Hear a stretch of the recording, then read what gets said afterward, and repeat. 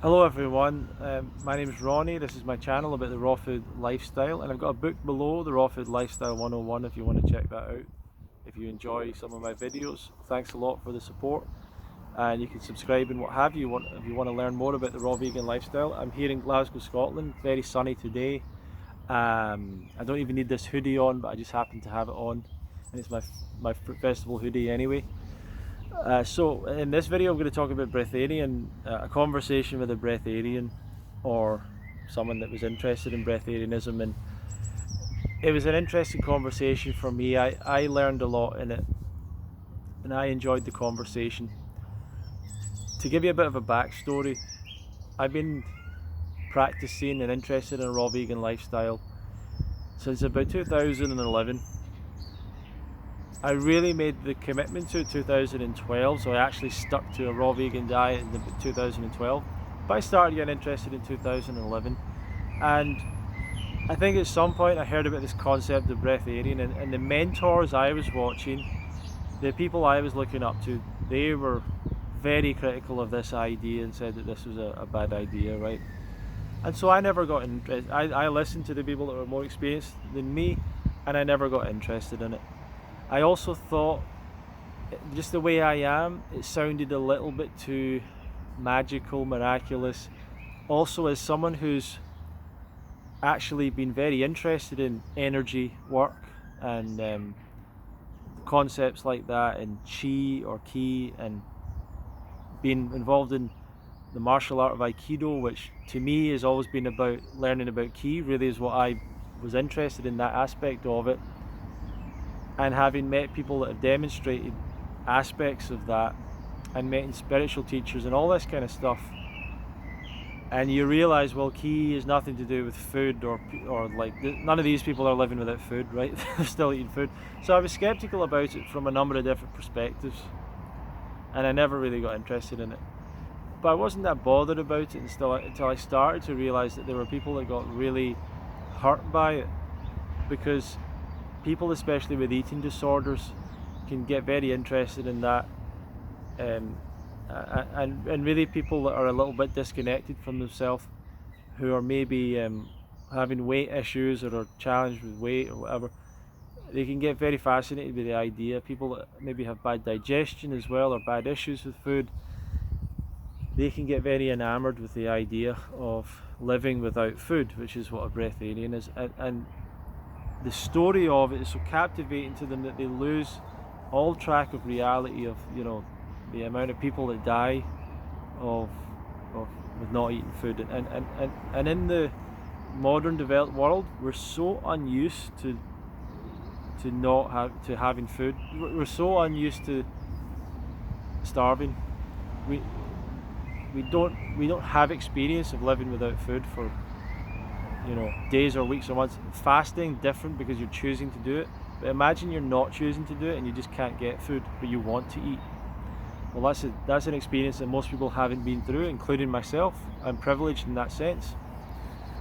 But if you meet people that have had that experience, they're not going to tell you it's a happy experience, and it can be very scary for people, especially if you don't know where your food's coming from. So people leave behind the reality of that, and they get interested in it, and I personally banned it from being talked about at the festival. It boggles my mind that people that are quite experienced, learned, educated raw vegan people can still be interested in it, and can even have people like that attend and speak at their events. That absolutely baffles me. It's so dangerous, because one person could take the information and it could lead them to really harming themselves and triggering anorexia behaviour, and on and on and on. And a lot of these people will say, well, that's not my responsibility. If people can't see my message and take the truth out of it, no, that is your responsibility. Your responsibility to your audience is to communicate in a way that is non-harmful. And people don't get that information as harmful sometimes. And if you start promoting stuff like that, it's harmful. It's super harmful. And a lot of people just have not experienced being around these people. I get it. A lot of you have not been. A lot of you who may be negative are like, Ronnie, you've never experienced this. I've been around people that are trying to be breatharian. I've been to the festivals. I've been not the breatharian festival, but I've been to fruit festivals. I've met people. I've met people that have been to the retreats. I cannot believe that people go to the retreats and the initiations into the pranic lifestyle and all that stuff. I hate it. I absolutely hate it, you know. But that's my feeling towards it. All the people that have been supposedly been breatharians have been caught, have come out eventually. They all still eat anyway. They all actually openly say they still eat, a lot of the people that do these retreats. And you're like, well, what are you actually talking about? These are so delusional, these teachers. Regardless, this lady contacts me and we have a call, and she was actively saying to me she was interested in coming to the UK Fruit Fest because she was a breatharian. She wanted to be a breatharian, and she talked about breatharianism, and she was very open about wanting to be a breatharian, you know. So I asked her about herself, I asked her about her life, asked her about her background. She actively, openly offered to me that she had been an anorexic, she'd been a bulimic at one point in her life, and that she'd now put on weight and she was overweight, and so on. And she'd tried doing the breatharian thing. She'd been to retreats, she'd been to the initiations and all that stuff, and she was like, I'm trying to do it too quickly. That's my problem. I'm trying to do it too quickly. So I was thinking I could come and I'll just transition to the fruit first and all that stuff. And I'm like, yeah, okay. But she's actually been to these initiations and stuff. And I'm just talking to her, and eventually I started to offer my own opinion. And I said, listen, the fact that you've not been able to achieve being a breatharian has nothing to do with you. It's not to do with you. It's not your failures. It's not your lack of discipline. It's not your lack of doing the proper spiritual work. It's not that you're not doing the breath work right. It's none of that stuff. It's not that you've not transitioned slowly enough. It's an impossible goal. And there is a real difficult, problematic thing if a person's goal in life is impossible to achieve. Now, it's different if your goal is like so high, like really difficult, like you want to be the president and you go to space, and you want to have the biggest YouTube channel in the world or something, or you want to make millions of dollars a day. If your goal is like really big, but it's possible, then that can be a good thing, because at least you start to move towards that. And the progress towards that, at least you see progress towards it. So you could go from making £1,000 a month to £1,200 a month. Well, that's progress towards $1 million or whatever, right? If you want to be the president, if you join a political party or something, that's progress. You can progress and make. You might not ever get there, but you can make steps towards it. But becoming a breatharian is an impossible goal.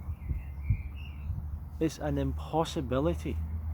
And so there is no actual steps towards it that show any signs of progress. You're never going to have a day or a month or whatever, you're like, wow, I was eating 25% less food this month. I was eating 50% less food. I was eating 75, and now I'm going towards it and going towards it. That doesn't happen, because it's an impossible goal.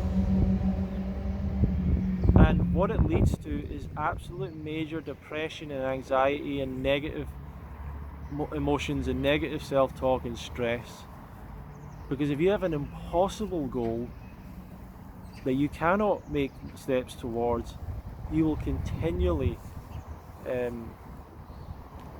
experience negative side effects emotionally and psychologically from that.